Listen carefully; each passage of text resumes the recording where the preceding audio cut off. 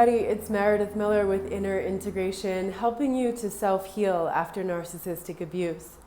Today, the topic I have for you is walking on eggshells. I'm going to define what this is. I'm going to give you some examples.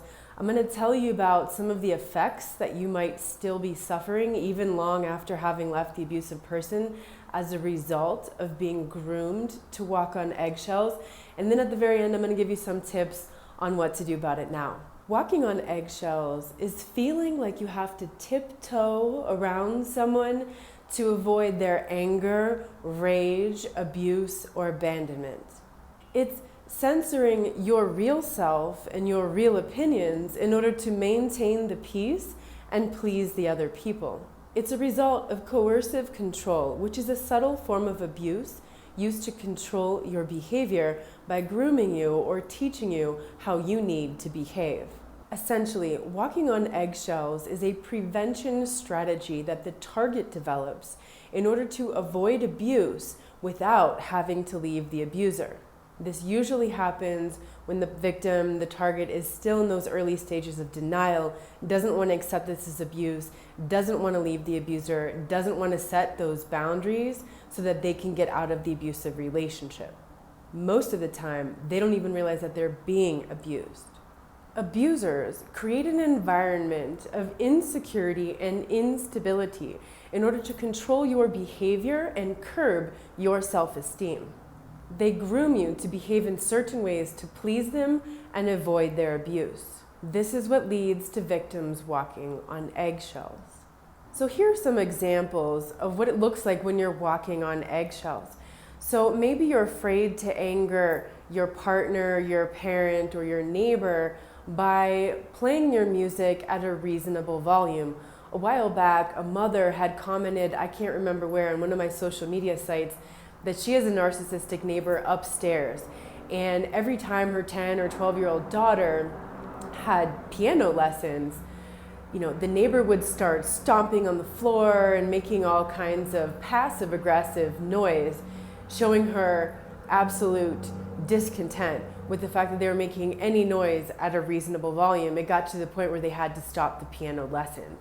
If you grew up with a parent like this, then chances are now, even as an adult, you're afraid to turn your music up or your TV up to a certain volume, and maybe if you do turn it up to a certain volume, you're really paranoid that your neighbors are going to start banging noises and stuff, and then maybe you hear a banging noise and you're like, are they trying to tell me to turn it down? What's going on? But your neighbor's renovating their house or they're hanging something on the wall, but you've just been so programmed to walk on eggshells that that's terrifying for you. Another sign that you're walking on eggshells is you're afraid to tell someone how you really think and feel. You're afraid that if you tell them the truth, they're going to abuse you, they're going to hurt you, they're going to abandon you, they're going to do something to you because they don't want to hear what you have to say, so you swallow that. Another example is you're afraid to make a noise that might disturb someone else. When I was in college, I think this was maybe my freshman year in college, I was in this math class and we had assigned seating, unfortunately, and this girl behind me was always kicking my desk every time I coughed or cleared my throat. When I was 16, I got this stupid infection and there was always shit in my throat. Right now I'm actually sick, that's why my voice sounds like this, but there was always stuff in my throat, and so I would have to cough to get this out. I felt like I couldn't breathe. Every time I would do that, she would kick the chair behind me and no one else would notice, and I couldn't move my seat, right? And so then it would get to the point where I wasn't coughing, I wasn't clearing my throat, I was extremely uncomfortable, miserable, couldn't even pay attention in that class because I was just so terrified that this bitch behind me was going to keep kicking my chair.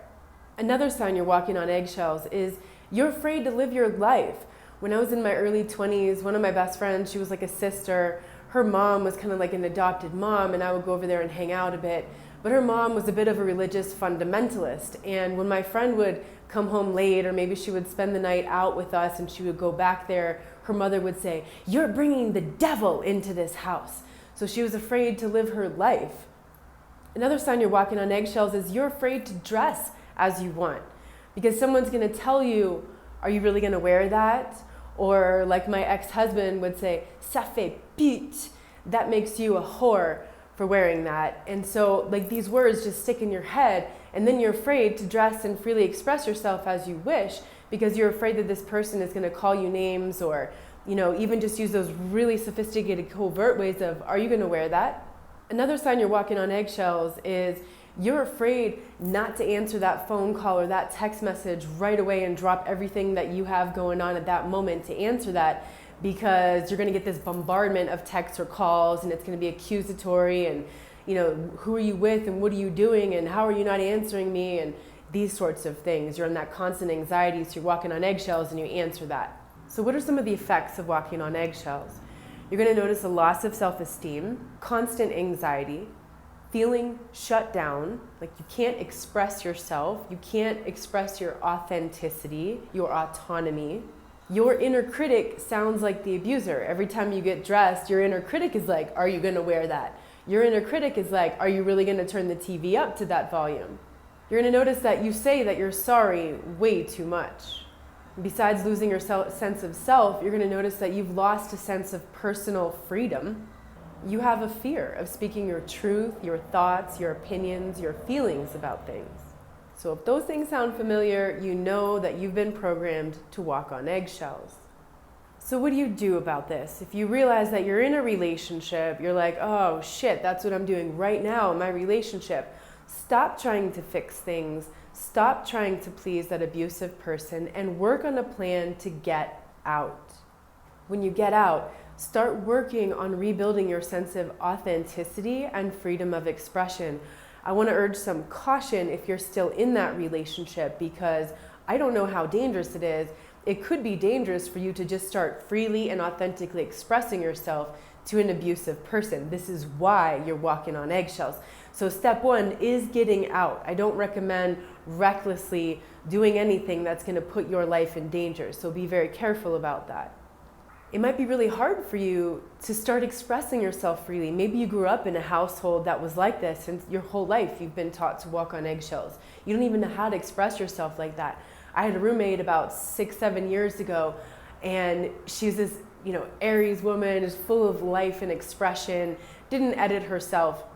And just living with her and hearing how she lived was so healing for me, because it gave me this permission to start being myself. Like, she would walk around and just say something, or just sing something, or make a noise, or laugh freely and loudly, or cry if she needed to. Like, she would just do these things naturally, and I thought, wow. And I just realized the difference, like how much I was editing myself, knowing that I had a roommate in the other room, and I would kind of tiptoe down the hallway. I didn't want to disturb anybody. I certainly wasn't going to let out a belly laugh when something made me laugh, because what if that disturbed somebody? Like, I noticed these mental thoughts that I had, that I was editing myself. So maybe you have a friend. Can you think of a friend of yours who just freely expresses themselves and their joy and their pain and everything? Like, can you observe them for a while and notice that, because that becomes contagious for you? Another thing you want to do is create your own set of values and standards. This means what matters to you and what's okay for you.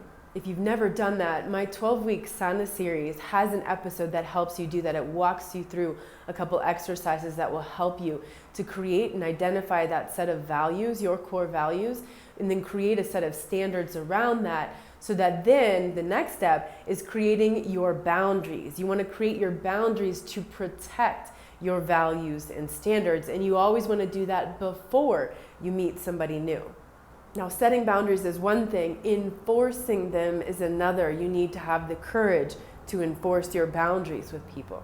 If that's still a struggle for you, check out the Inner Integration podcast episode on boundaries. It's episode number 4. So again, you can find that on iTunes if you're using a Mac product, or Stitcher if you're using Android. All the links are in the video description below.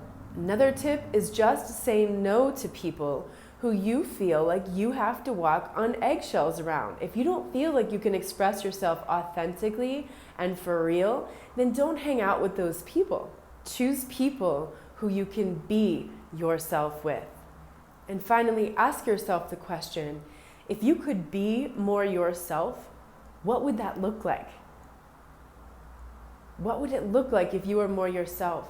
And then ask yourself, what's really stopping you from doing that?